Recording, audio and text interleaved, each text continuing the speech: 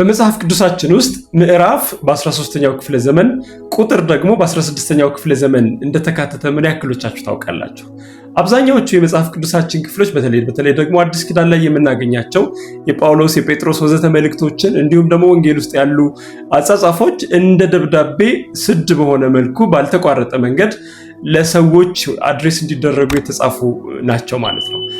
አሁን ለኛ ለማንበብ በሚመች ለሜሞራይዝ ለማድረግ በሚመች መልኩ በ13ኛው ክፍለ ዘመን ምዕራፍ የሚባለው ነገር ደግሞ በ16ኛው ክፍለ ዘመን ቁጥር የሚባለው ነገር ተጨመረ ማለት ነው።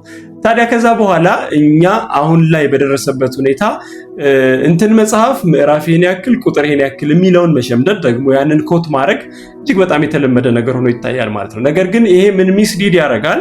በመጽሐፉ ውስጥ ጸሐፊዎቹ እንደ ደብዳቤ የጻፉትን ሙሉ ሐሳብ ግራስፕ ሳናደርግ ነገር ግን የሆነች ቨርስን ወይም ደግሞ የሆነች ቁጥርን ብቻ ይዘን በዛ ላይ የተመሰረተ ቴዎሎጂን ዴቨሎፕ ለማድረግ ስንሞክር ይታያል። ይህ ደግሞ በብዙ መልኩ ከመልእክቱ ሲያስወጣንና ከሌላው መልእክት ጋር አብሮ ካልተነበበ ዋናውን ጸሐፊው ሊያስተላልፍ የፈለገውን መልእክት እንዳንረዳ ሲያደርገን ይታያል። ለምሳሌ ያክል ብዙዎቻችን የምናውቀው ዮሐንስ ወንጌል ምዕራፍ 3 ቁጥር 16 በአፋችን ላይ እንደተጻፈ የሸመደር ነው።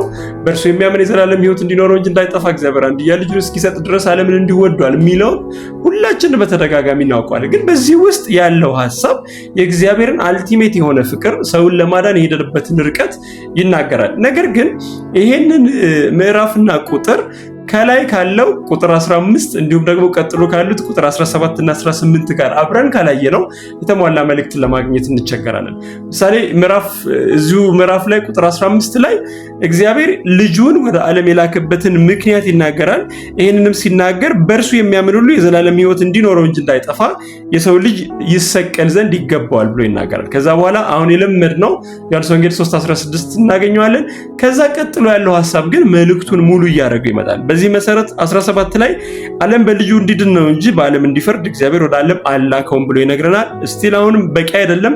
ነገር ግን ቁጥር 18 ላይ ደግሞ ባመነና ባላመነ ላይ የሚመጣውን ኢምፓክት እኛ እጅ ላይ የቀረበውን ምርጫ በውሳኔያችን ላይ የተመሰረተ እኛ ላይ የሚያመጣውን ኢፌክት ይነግረናል ማለት። ይሄው ምንድነው?